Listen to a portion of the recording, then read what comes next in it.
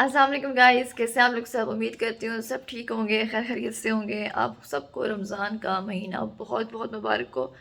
Welcome to my another vlog. बहुत अर्सा गायब थी, उसके लिए माजरत। बहुत कुछ तबीयत सेट नहीं, तबीयत मेरी इवन अभी भी सेट नहीं है। अभी भी मुझे एलर्जी हुई है और बड़ी बुरी वाली हालत हुई, नोज़िया हुआ है। तो काफ़ी अर्सा गायब थी। उसके बाद कुछ रीज़न्स थी, कुछ तबीयत ठीक नहीं थी। और अब जाके मैंने सोचा कि मैं रमज़ान के महीने में बाकायदा अपने व्लॉग्स बनाती रहूँगी, और उसके अलावा भी जो जो रेसिपीज़ जो चीज़ें हैं वो मैं ज़रूर ट्राई करती रहूँगी और साथ वीडियो भी शेयर करूँगी। तो अब मुझे इसमें आपने जो है वो मेरी वीडियोस देखते रहना है। और अभी तो मेरा अभी का व्लॉग देखें जो रमज़ान से एक दिन पहले का बना हुआ है, जो मैंने कहा चलो अपलोड करती हूँ। कि उससे 2 दिन पहले मैंने चीज़ें सेट करनी थी सब, लेकिन तबीयत सेट नहीं हो रही थी। तो रमज़ान से एक दिन पहले ही मैंने सारी चीज़ें वगैरह सेट कर दी और उसका मैंने व्लॉग बना दिया था। तो अभी का मेरा व्लॉग देखें जाएं और एंजॉय करें। ये जो यहाँ पे मैंने इमली की चटनी रात से ही भिगो के रख ली थी, क्योंकि आपको पता है रमज़ान से पहले तो यही चीज़ें होती हैं जो आपको बहुत अच्छी लगती हैं करते हुए।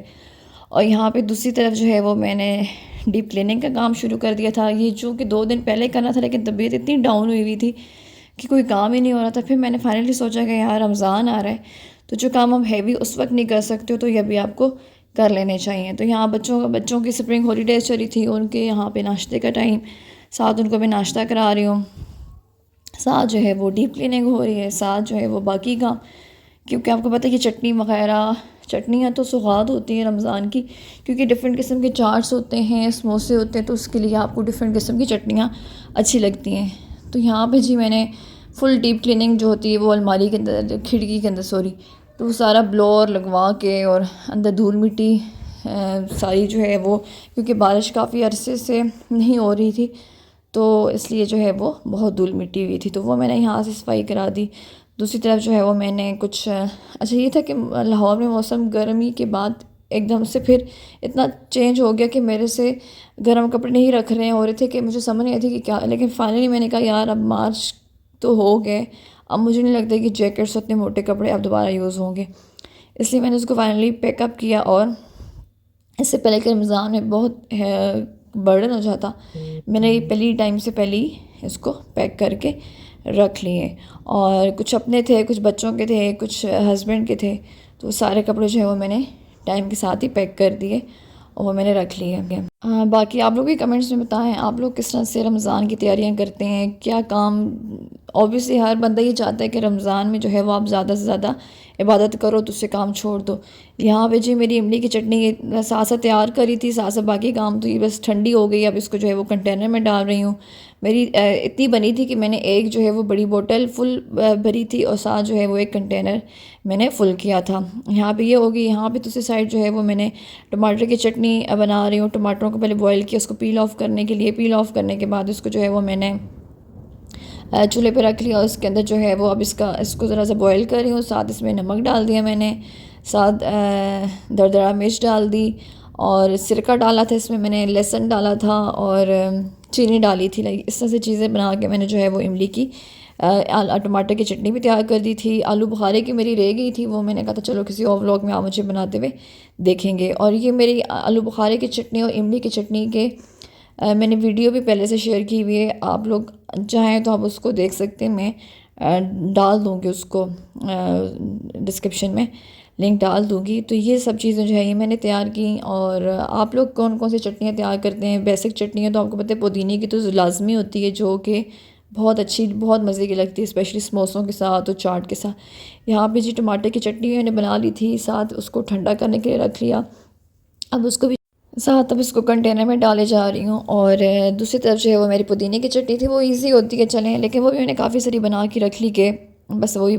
साथ यहाँ पे मैंने इस दफ़ा, वैसे मैं हमेशा रमज़ान में समोसे रोल ख़ुद बनाती हूँ, लेकिन इस दफ़ा तबीयत ठीक नहीं थी, हिम्मत नहीं हो रही थी, तो मैंने नहीं बनाए। तो ये सारे जो समोसे रोल हैं मैंने बाहर से मंगवाए थे। अब जिस दिन आए थे उस दिन तो मैंने जल्दी से उसको फ्रीज़र में रख लिया था। बट अब ये था कि मुझे था कि रमज़ान में शाम को जो इतनी ये फटीग हो कि चिकन वाला कौन सा समोसा और आलू वाला कौन सा, तो मैंने पहले इनको ऑर्गेनाइज़ करके रख ली चीज़ों को, ताकि उस टाइम आपको एक इफ्तारी के टाइम पे टेंशन होती है कि अभी अज़ानें होने वाली हैं, क्योंकि फ्राई तो आप आखिरी टाइम में करते हो, तो इसलिए अच्छा है कि आप उसको पहले ही ऑर्गेनाइज़ करके रख लो, ताकि उस टाइम पे आपको इतना पता हो कि चिकन वाले कौन से हैं, आलू वाले कौन से हैं और रोल्स कहाँ पे। तो ये मैंने पहले करके रख लिया। इससे मुझे ये फ़ायदा होगा कि एटलीस्ट मुझे शाम को अफ्तारी के टाइम टेंशन नहीं होगी। तो बस वो मैंने ऑर्गेनाइज़ करके रख लिए। यहाँ रात हो गई थी, रात को अब मुझे था कि अब बच्चों को सुला लूँ, क्योंकि जो काम आप कुछ ऐसे होते हैं जो बच्चों के साथ नहीं कर सकते, वो तंग कर रहे होते हैं, तो वो मैंने उनके सोने का वेट कर रही होती हूँ कि वो सो जाएंगे। प्लस दूसरा ये था कि अब सेरी भी अनाउंस हो गई थी, रोज़ा अनाउंस हो गया था, तो मैंने कहा इनको खाना वगैरह खिला के अब सुला लूँ, ये सो जाएं, ताकि अगले काम जो है वो मैं ख़ुद से जल्दी से कर सकूँ और टाइम पे मैं ख़ुद भी सो जाऊँ। तो बस ये अरफा भी अब उन्हें तंग करी थी और बच्चे हैं वहाँ पहुँचे हुए उनके पास, और यहाँ पे बस बच्चे जो हैं वो शोर मेला लगा रहे थे सोते वक्त। एक तो बच्चे टाइम पे सोते ही नहीं, पता नहीं इनकी नींदें कहाँ होती हैं, ये सो ही नहीं रहे होते। इसके बाद जो है वो मैंने अब इनको सुला के बाकी एक दो काम और देखने थे।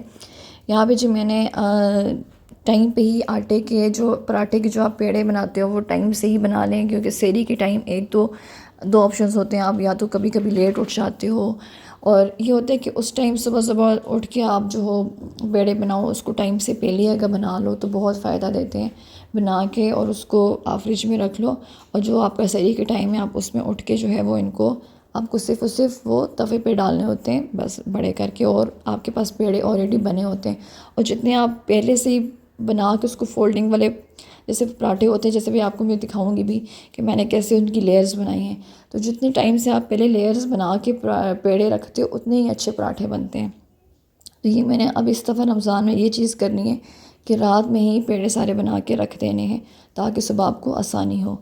तो बस ये जो है वो मैं पेड़े बना रही थी एक एक करके, साथ कुछ चीज़ें ड्रा में देख रही थी कि ये चीज़ें निकालो और इनको अलग जगह पे रखनी थी।